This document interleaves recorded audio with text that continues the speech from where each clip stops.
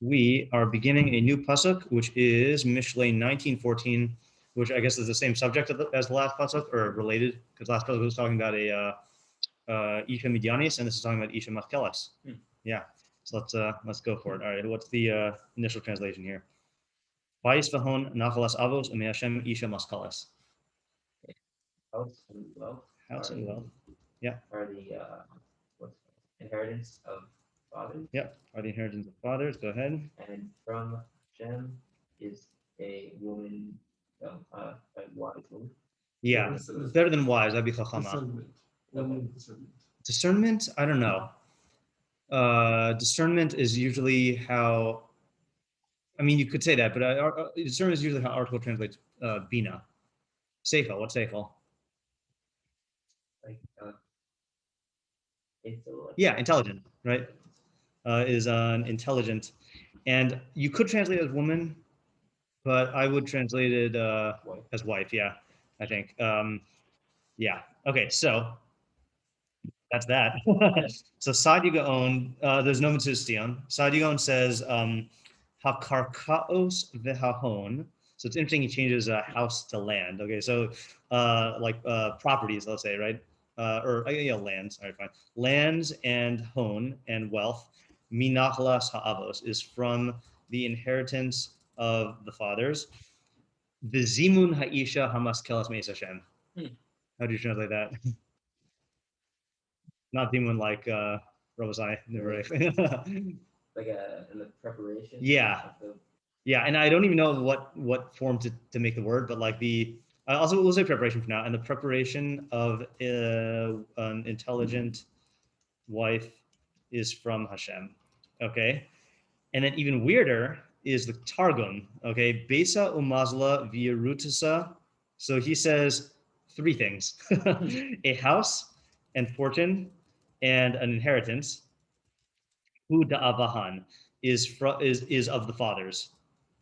Okay, which is, I don't know why he didn't say from the fathers. He says of the fathers. Okay, with the daled. Umin elaka, and from God, masra itza lagavra. How do you translate that? Is given a woman to man. Yeah. So, and from God, a woman is given to man. So what's missing? Yeah. He makes this about all women. Right. Yeah. Yeah. So the little nuances here that make the translations different. Okay, then I'll just read the English ones here. So Art Scroll says house and wealth are an inheritance from fathers, but an intelligent woman comes from Hashem. Okay, that's basically how we did it. Living Knox says a house and riches one inherits from one's forefathers. I don't know why they have to say forefathers, right? Isn't fathers more shot? Yeah. Yeah. But an intelligent woman comes from God. And then Alter says house and wealth are deeded by parents, but a clever wife is from the Lord. All right, like that. All right, fine. All right, so what are the questions here? First of all, we both seem positive. Yeah. So. Oh, yeah, right. Yeah, so what is the relationship between the two seemingly positive halves of pasuk? Yeah. It's about that. Seems like it's contrasting the from avos to from Hashem. Yes, yeah, and that's kind of I think why I translate it as but still it's a good question. Like, what's the what's the relationship? Yeah, how is an Isha Maskelas? Yeah, that's gonna be one of the major questions. How is an Isha Maskelas from Hashem? Yeah, and then I'm gonna add. Well, we have to define Isha Maskelas, obviously, right? What is an Isha Maskelas? Which is funny because it's like not the you think the Mishlei way of talking about a good wife would be an Ashes Kyle, right? That's like literally coined by Mishlei. Well, not coined by no. Wait a minute. Do we know who wrote? Did you back up for a second? Do you know what the only woman described as an Ashes Kyle in Tanakh is? No, she's a fiery woman. Isha Lapidos. So it's Rus, which is interesting. And there it seems to, the reason why I was just like wondering here, I was gonna say Shlomo coined the term Eish Chayil. I don't know when Megillas Rus was written. I mean, obviously chronologically it predates, or it's about events that are before Mishlei, but I have no idea when it was written. So either way, Isha Maskelas is what he says here, not Eish Chayil. Who writes the definition? Yeah. But wouldn't it be interesting if like the term that took off from Mishlei was not Eish Chayil but Isha Maskelas? Yeah, that'd be a different like cultural idea. Yeah. All right. So how did Isha Maskelas from Shem? And then I'm gonna add as a sub question. According to the Targum, what is it saying? Okay. In other words, if this is about all, so I guess why does he make this about all women or all wives? Does he make this about all wives? Yeah. And Magla, that's like that was like the same like double meaning as like As fortune in English, yeah. I also just want to ask as a sub question on this Isha Maskelas thing, according to, or how is Isha Maskelas from Hashem? So according to Sadi Gaon, what is the Zimun? Yeah, preparedness. That's what's according to Targum, which is what is the practical import of the second half? Because if it's something about, some women are better than others, and like that's like there's like some area to have like practical decision making thing. Yeah. But if it's just like it's good for people to get married. Like, yeah. So let's do this. Let's ask the question on the pasuk itself, and then do a sub question on the Targum. Yeah. So what is the practical implication of this pasuk? Especially, I mean, really, like you could say it on both halves, right? Because like if you're like the first half seems to have no practical implication, right? I mean, you're going to get the inheritance, or you're not going to get it. But I guess especially for the second half. And then sub question, according to the Targum, really, what is the implication of the second half? Also, like you could have bias with home that doesn't come from your fathers. Right, that's true. Right. So I guess right. So I guess let's see, how can we convert that into a question from an observation? You have yeah. I guess it's a tough one. Yeah. Good question. I mean, it's good groundwork for a question. Right. That's what it is. What does Zev say? Zev said that you can have bias and hone that's not an inheritance from your fathers. So let's put it this way. Why does the pasuk focus on bias v'hon specifically as inheritance? Okay. Can't one get bias v'hon through one's own efforts? Yeah, what's the other question? Can I ask another question? Yeah, 1 second, David. Yeah, Isaac. Why is avos plural? Why is avos plural? Oh, maybe that's why they translate as forefathers. Yeah. Yeah. All right. So why is avos plural? Because person only has one father. Right. Although I think there might just be a factual answer to that, which is a simple one, which is multiple people like you're talking to like your. Oh, that could be. That's also a simple factual thing. I just think that houses and properties were passed down from generation to generation. Otherwise, it's forefather. Right. Yeah.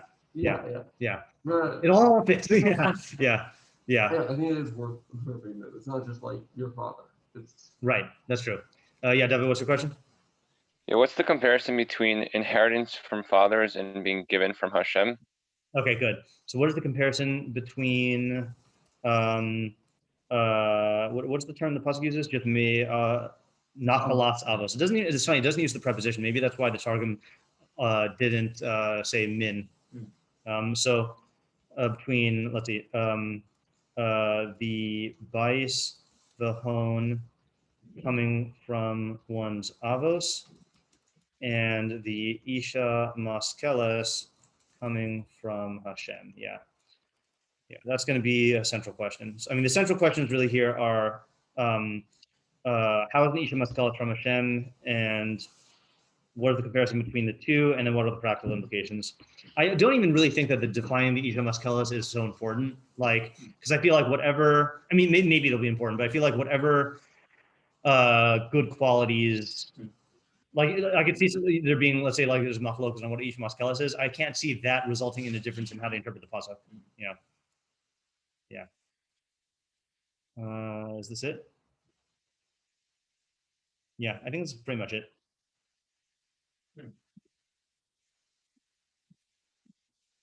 Alrighty. So what do we say here? Yeah, thinking time. Okay, I have a thought. Give me 1 second. This one I didn't get a chance to work on beforehand.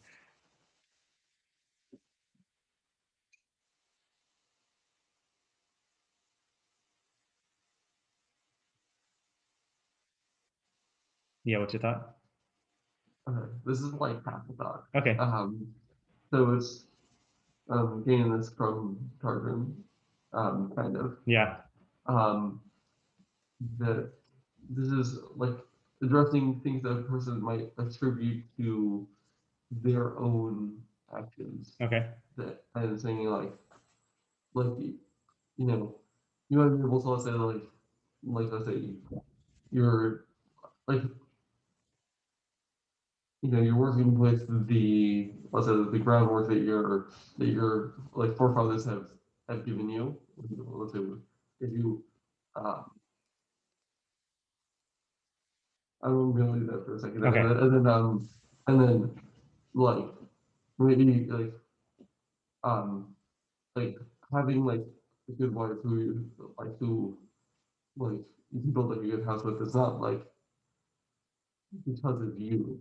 But Okay. I like the starting point of the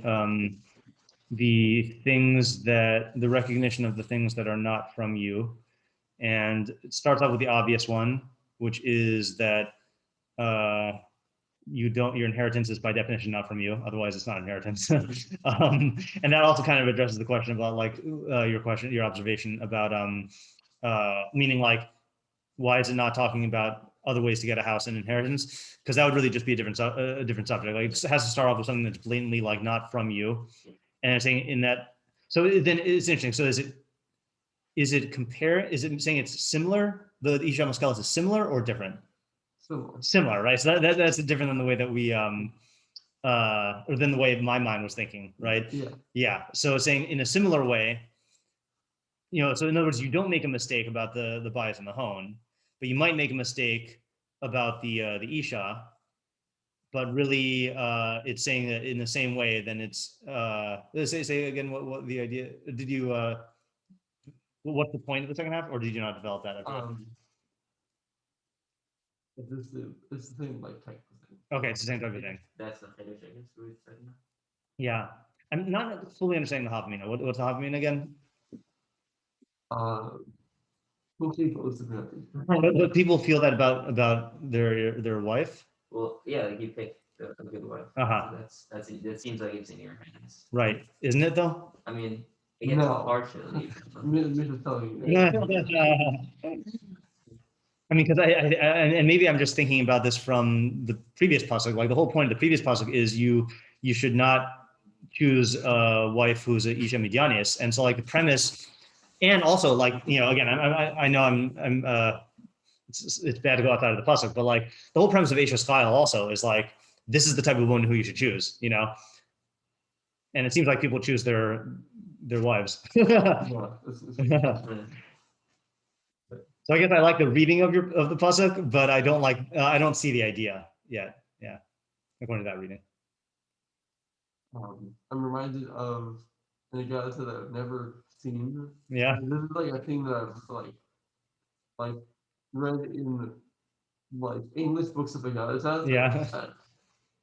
So I just wanted to like at least communicate this like the sketchy nature. Okay, fine. Noted. Yeah, that it was something like someone asks Hashem, like, what have you been doing since my preparations? And he says something along the lines of making shidduchim. Yeah. And like there was the emperor who heard that and was like that's ridiculous. And then just he had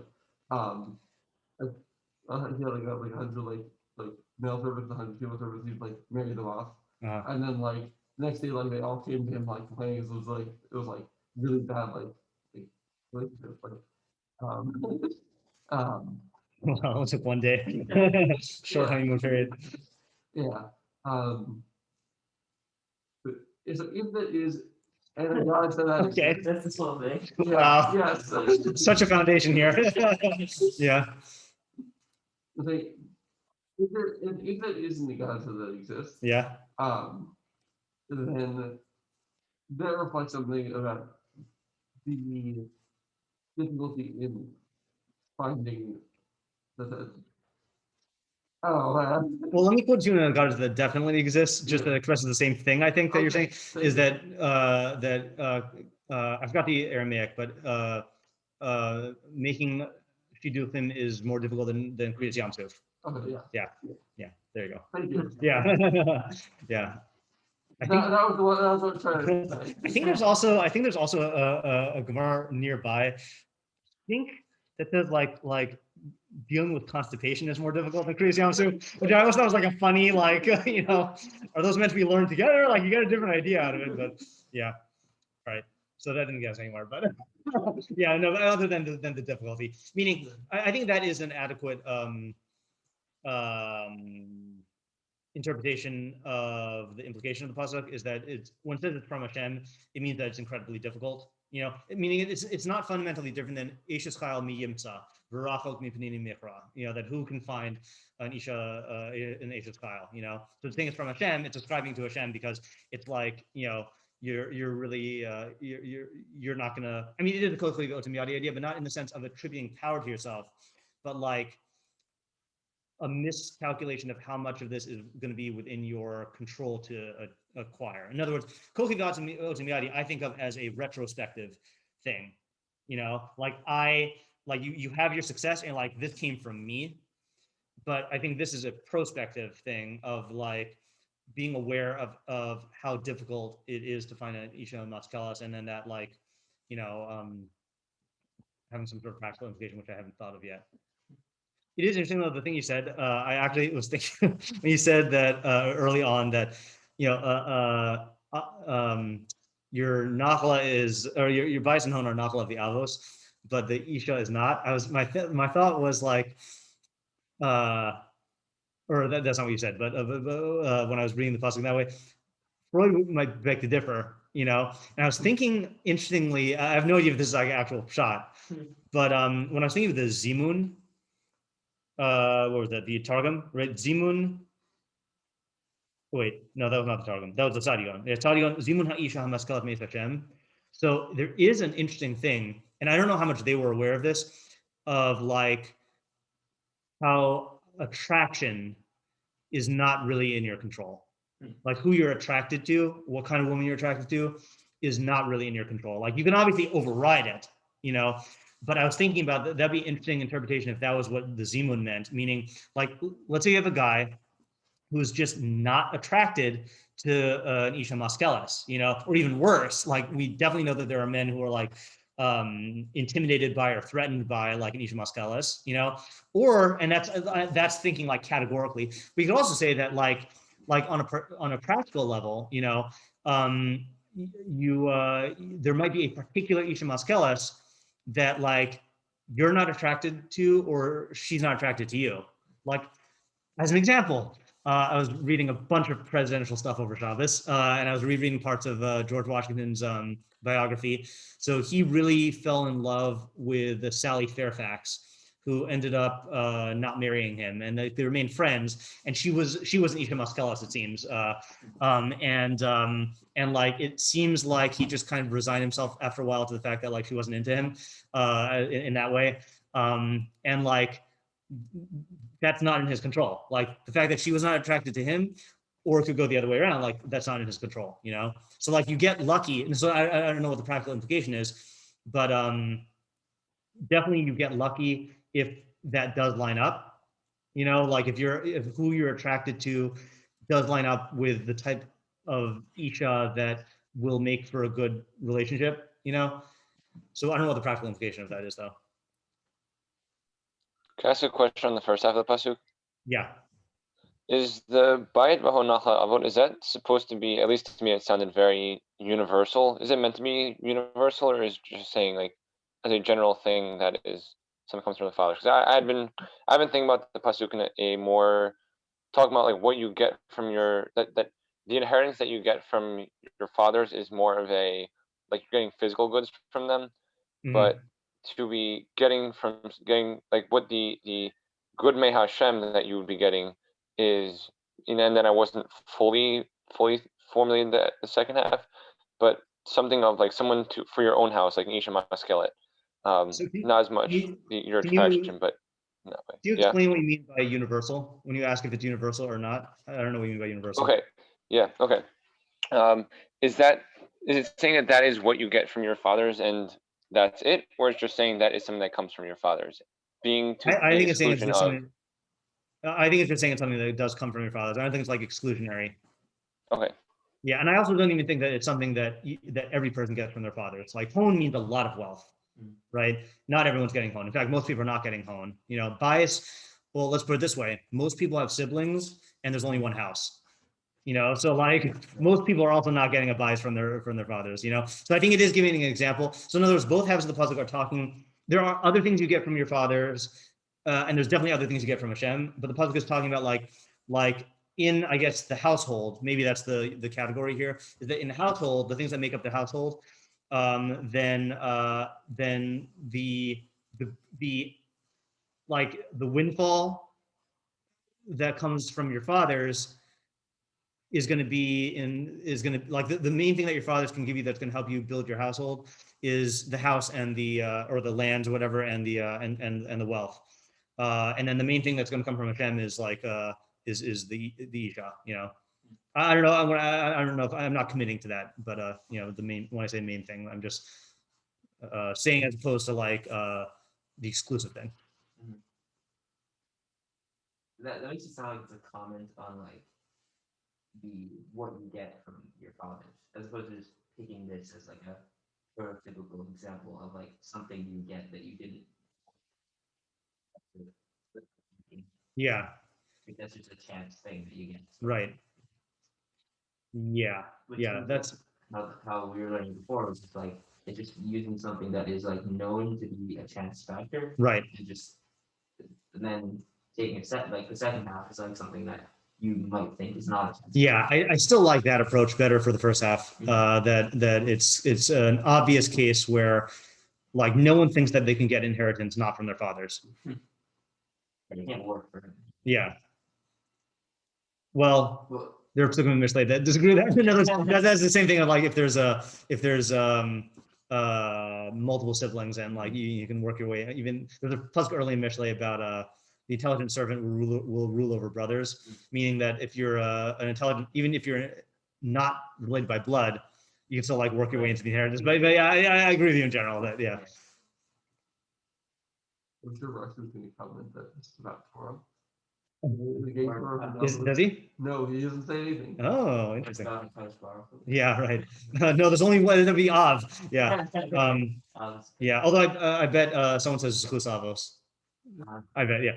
Let's look at some of the parts now, just because I don't really want to spend a second day on this pasuk. Yeah. All right. So let me stop sharing and share the beautifully scanned copy. This one.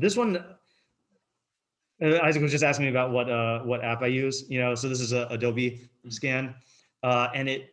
Look at that beautiful copy you got there. I mean, it is better than the printed edition. Okay. So we have here. I actually want to start with the Meiri. Okay, which starts on the next page. Right column, yeah, right column, Yodalit. Bais v'hon navalas avos me'ashem isha maskalas. Hakavana she'ha'ashir efter lahanchil as beno mimash yish lo bais v'hon ushar devarim. So the wealthy person, it is possible for him to bequeath to his son from what he owns of a house and wealth and other things. Okay, so he's just using house and wealth as examples. The fact that he says shar devarim means these are just examples. Ach isha maskelas ein biada lasita lo. But an intelligent wife he cannot give him. So it's interesting. He's learning this is addressed to the father. I think. Well, we don't know, but I mean that's how he's starting off. Yeah. Ki kama pa'amim yechashev be'isha shehi maskelas. It's interesting because many times it will be thought of a woman that she is maskelas, that she is intelligent. V'tischalif bezadon liba lahoreses umaskelas. But he will tischalif.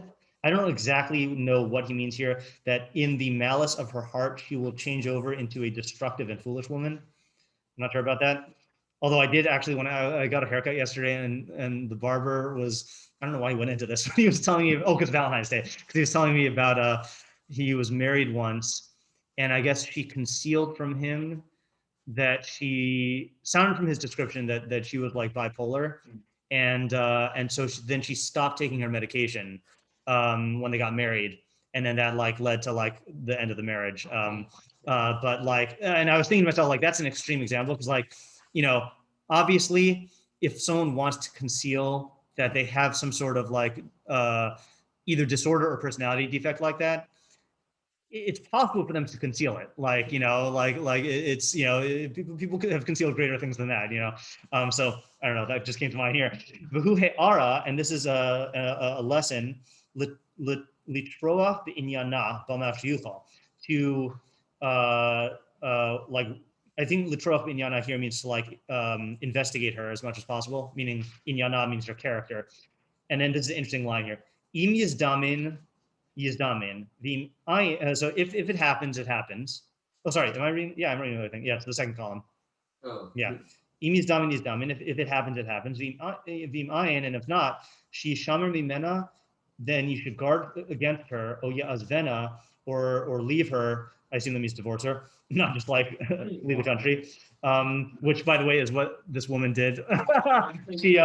She apparently, he was saying that she got back, like, I don't know if you call it on the wagon when you take your meds or whatever, but she went to medical school and she didn't, and she had, this woman had 3 kids from a previous marriage when she married this guy.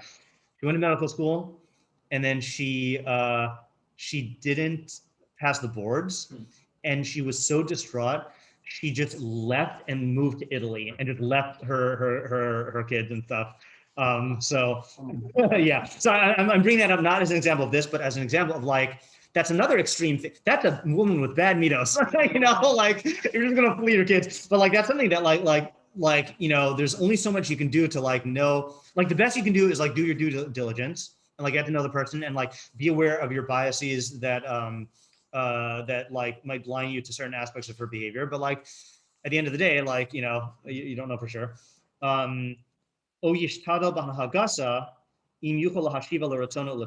Or strive to basically like help her do tshuva, to align herself with your ratzon and taiva. Like, I feel like that's the last.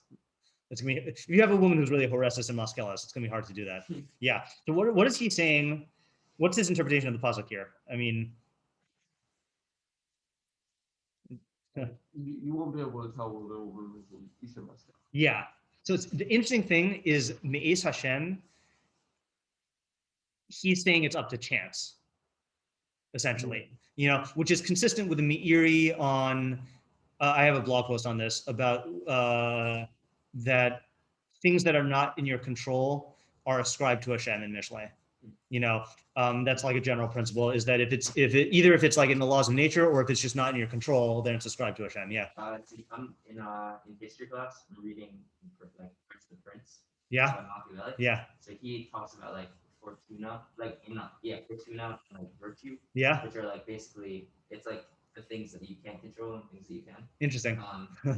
Yeah. Yeah. Very stoic perspective. Yeah.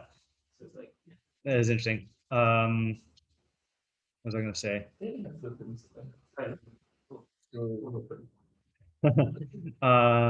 Machiavelli would say it's not enough to have the prince; you have to read it and follow it. Yeah. What was I going to say?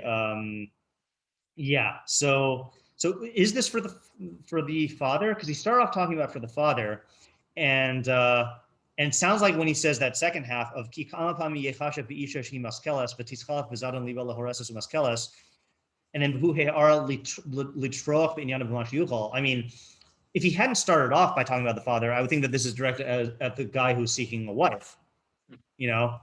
But is he saying it's talking about like the father who's trying to like find a wife for his son? Like, is this like an Abraham type thing? Well, he's the person who in control for the first half. I think it also applies to the person looking for a wife for himself for the second half. Yeah. The first half was the person who has the control over the nigleh. Yeah. I just think that that's a weird way to start to interpret the pasuk. That it's aimed at the person who's controlling the nigleh. I mean, I see how he gets it in the words. I'm not saying it's a forced read. I just think it's, you know, since the nafkamina in the second half will be for the person who's trying to get married, right? So that's why I think it's weird that the first half is he focuses on the person who's giving the inheritance. Doesn't he have control? Doesn't the person who's giving the inheritance have control? Who gets it? Yeah. So what is it saying? Oh, I mean, he has control, but the person trying to find I'm missing this. Go again. I'm confused how they. Yeah. So the way I'm understanding the Meiri is he's saying that you as a father want to provide for your son. So you will be able to provide him with wealth and a house, but you don't think you'll be able to provide him with an isha maskalas, because no matter how much you investigate, she might turn out to be different than from what you think. And that's not really in your control. Right. Yeah. And I think what's going on with that is that I think the Meiri is I don't think the pasuk is addressed to the father. Yeah. But the Meiri is talking about the fact that the father does have control. Yeah. And then so let's say the guy who would be getting an inheritance looking for a wife, there's like a person he can like try to influence, like let's say get inheritance or whatever. So there's a person who like has control over it. Mm-hmm. But like in terms of like finding like Isha Maskel, it's just like okay. Mm-hmm. So then say again. So who is the audience of the pasuk? I was gonna say it's the guy, not the father. The guy. Not the father, the son. Yeah, that's what we call those guys. Yeah. I'm going to predict what the Meiri is in Derech Nistar because I think it's going to be good. My prediction, just knowing that the Meiri in his Derech Nistar says that the Isha is a mashal for the for Homer, for the material aspect of your body. Right. This is weird because it's like the woman of intellect. Yeah, so okay, I think what he's going to say, and this is just a prediction, I haven't read it yet. Prediction is that it's that having a body / psyche that is conducive to the pursuit of chachma, that's not in your control. You know, and bias and hone, there I would say it's chachma that you get from your teachers or something like that. Let's see what happens. U'v'derech nistar, there you go, right? So it's a the material dimension of you that is fitting to receive form, meaning to tell Elohim. Because that is truly a gift from God. Your fathers don't have any control over it. Yeah. Or chachma itself is called an isha maskalas. That's interesting. Never seen him do that before. Because the terms are interchanged many times in these things. Like it says in 14:1, the wise among women build her house. What's lahanchilo? It is not within the control of a person to bequeath, not to himself, to bequeath to himself chachma, even when he is a chacham, maybe, I don't know.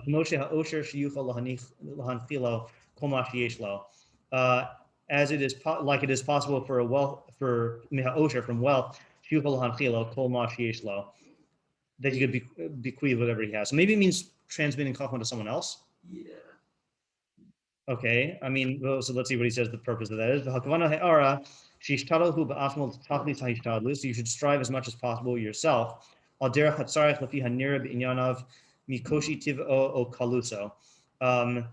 in a manner that is necessary in accordance to what you observe of the difficulty of your nature or its ease. I mean, that seems to fit in much more with the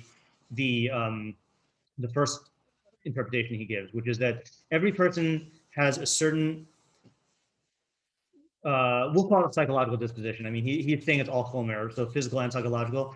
You know, physiological could be genetic, whatever we want to call it. You have a certain disposition towards success in chachma and not, or different types of success in chachma. Like I was actually teaching last week.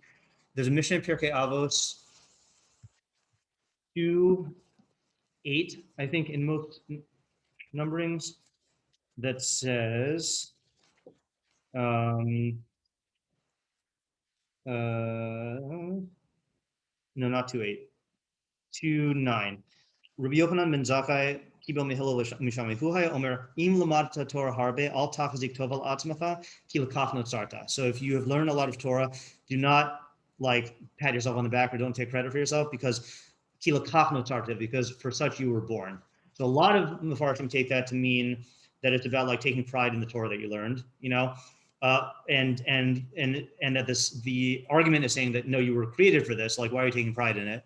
But the Sforno says, if you see yourself being more successful than your fellow, don't ascribe it to greater effort on your part, because you have to realize that each of you were created with different dispositions, and you and your friend could be striving the same amount, but because of your different dispositions, then you'll be more successful in one area or another. And he sort of supports his interpretation by quoting the next Mishnah, which says, "Chamisha Tamidim Hayulo LeRabbeinu Yonah ben Zakkai Elohin, Rabbi Eliezer ben Horgnos, Rabbi Yeshua ben Hanania, Rabbi Yossi HaKohen, Rabbi Shimon ben Nisanov, Rabbi Elazar ben Araf." And then the next Mishnah, so those are the five like star Tamidim, and then the Mishnah after that says, "Hu hayam moneh shivchan." He would recount their praises. Eliezer ben Horgnos bor sud she'enam me'abed tipa. So Rabbi Elazar ben Horgnos was like a cistern that didn't lose a drop. So he had a really good memory. Rabbi Yeshua ben Hanania, Asher Yoladato. Rabbi Yeshua ben Hanania, praiseworthy is his mother, is the one who bore him, which I think is like good mitos or something. Yossi HaKohen, Chassid. Okay, I don't know what the Chassid is specifically here. Shimon ben Asana, Yerei Chet. And then Elazar ben Arach, Kamayan Hamizgaber. He was like a wellspring growing stronger, which meant that he was a Baal Chidushin, you know. So the Sforno learns that is a raya for this advice, that you're not going to say that those five Talmidim had any less effort in their seeking Torah, but because they had different dispositions, each of them ended up with different strengths. And therefore, like, you can't chalk that up to your own greatness. You know, that's Matat Elokim, that's Me Hashem, you know. So I think that's like how the Meiri is taking this Isha Maskelis thing, that like everyone is given a certain amount and a certain potentialities in terms of how far they get in Chachma and what talents they develop. And for them to be like, you know, agonizing over that is like, is really misplaced, or for them to take credit for that's misplaced. You have to realize it's a gift from Hashem. I didn't know you can learn specific like art traditions like that. Like that you could like. Yeah, it's a big machlokus about within each Mishnah, whether the statement, if there are multiple statements, if they're related, and then spanning Mishnayos, if there is if there's order or connection to them. I mean, this is by the same author, you know, it's all about Rabbi Yochanan and Zakkai. So like there's definitely more grounds to say that they're connected, but I've seen even people like connect them in other ways, you know. Yeah. Like Rabbeinu Yonah will sometimes just learn completely separately. Sometimes he'll say like it's all talking about the same thing. Yeah. I have to go in 5 minutes, but let's look at Rabbeinu Yonah. Speaking of Rabbeinu Yonah, Rabbeinu Yonah says, "Bais v'hon nachlas avos me'achem isha maskalas. Amin rabos yigzru al ha'avos lahanchil beisam v'honam labanim u'bnei banim." Okay, so he's learning multiple generations. Many times it will be decreed upon fathers to bequeath their houses and their wealth to their children and grandchildren. V'hine yinchalum habanim mitzad hazchus shezahu b'hem ha'avos. And the children will inherit it from the fathers by virtue of the zechus that the fathers had, right? That's how he's reading. Zechus shezahu b'hem ha'avos, meaning if I, as a father, am zoche, then I will bequeath this to my kids. Okay, meaning not their zechus. Ume Hashem isha maskales. Lo yizke ha'adam leisha maskeles zulasi im yigzeru min hashemayim lasita lo. You will not be zoche to get an isha maskelet unless it is decreed from heaven to give to you. That's an interesting principle. It is not decreed upon the fathers during their lifetime to give to their offspring an isha maskeles. Behold, an isha maskeles is more worthwhile, valuable in this framework than a bias. I don't know where he's getting that from. I mean, he's just like asserting it, you know? I mean, so what he's trying to do in the pasuk, though, is he's saying, hold on. So he's putting it all in terms of zechus, that the zechus of avos can result in them bequeathing their property, but the zechus of avos cannot result in them bequeathing, or not bequeathing, but like attaining a good wife for their kid. Wow. I don't know why not. I don't know where he's getting from, and I don't know what the practical implication of this is. Like, you know, because who's gonna rely on their zechus anyway? Like even the avos didn't rely on their zechus, you know. Yeah. Also, depending on what zechus means. Yeah. It, like also could just be not true. Let's say the let's say you say that let's say they raise their kid to be a chacham. Yeah. And that makes better decisions in terms of choosing a wife. Yeah, right. Is that not like their zechus? Right. Yeah. That's interesting. Oh, by the way, check out on the sefer, the Chukah, who is I always forget this. I think it's the Orthodox father. Bais v'honachlas havas pirush ki kol mamon v'osher sheyesh la'adam ubatim v'karkos yachol sheyirashim nachala me'avosav. So all the person's houses and lands and everything, he can inherit as an inheritance from his fathers. Acha isha lefi mazalo. Me'ashem hi lo shehi maskeles. So I just find it interesting that he also says Me'ashem is mi mazalo. Mazal meaning like chance or laws of nature. And he says that that's what it means, is from Hashem. He doesn't spell out the implications of this though. So does David say anything? Nachlas yinchal ha'adam me'avosav me'ashem gomer ki'in ha'davar tali biyad avosav. Okay, fine. Yeah, that's true. I'm not going to argue with that one. Yeah, interesting one. Yeah, I find this pasuk very problematic in the context of the last pasuk. Yeah. Because the idea of the last pasuk was to like, if the wife was not going to be deleterious. Yeah. And now we're saying like you can't do that. Yeah. One saying the father, according to a lot of these. Right. Yeah. I mean, yeah, I think plain shot, then you still are in charge of making the decisions, but good luck finding one, you know, like I still like I'm partial to my side to go into interpretation here, you know, that who you are attracted to or who is attracted to you is not, that's mizuman me'al kadosh baruch hu, like that's not in your control. So you're going to have to like overcome that if the cards are not lined up, you know? And I think like that's a major mistake that people make in a romanticized society like ours, where like that is the criterion by which they make the decision, you know, as opposed to isha maskeles, and recognizing the fact that you have certain attractions, but like realizing that those might not line up, and like you have to like factor that in. The thing I don't know though is the why you need to start with the first half of the pasuk in that interpretation. Also, I don't know if we said this in later, but targum like makes a lot of sense. Oh yes, that's true, right? Meaning it's true for any woman, yeah. Yeah, every woman comes like it's. Yeah. All right, sorry, I got to end today. Yeah. All right, new puzzle tomorrow, I guess. Yeah. Okay. Alrighty. And I like your explanation. Yeah.